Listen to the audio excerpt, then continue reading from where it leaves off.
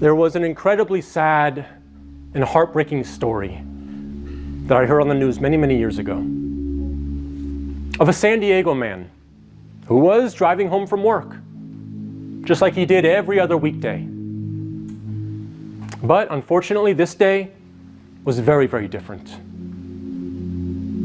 And that's because when he was driving home and he was getting closer to his neighborhood, he heard sirens and he became very concerned. And as he got closer and closer to his neighborhood, he saw smoke billowing and his heart, it dropped. And I want you to try to put yourself in his position.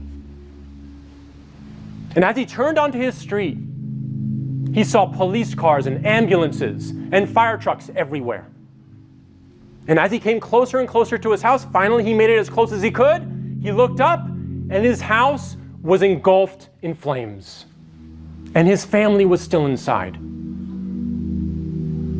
And the end result was his 2 children and his wife and his mother-in-law all died. Now just try to imagine being him.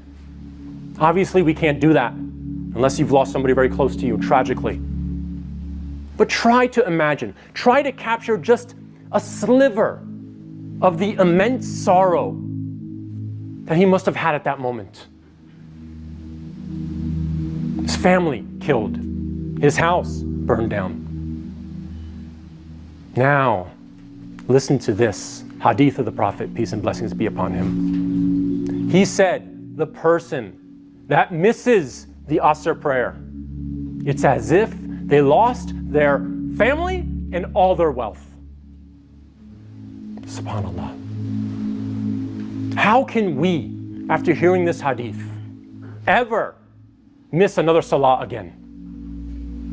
We should at least make the intention and the resolve to try to pray our fard prayers if we're not doing it already, because of the immense reward that we lose for not praying that prayer, and perhaps the tremendous amount of punishments that will come to us for deliberately missing that prayer. The Prophet, peace and blessings be upon him, he said the first thing that will be inquired, that you will be held to account for on the Day of Judgment, is your salah. If it is sound, you will be successful. And if it is lacking in any way, you will be doomed. In another hadith, the Prophet, peace be upon him, he said that if someone leaves off the prayer, meaning they don't pray, they are a disbeliever.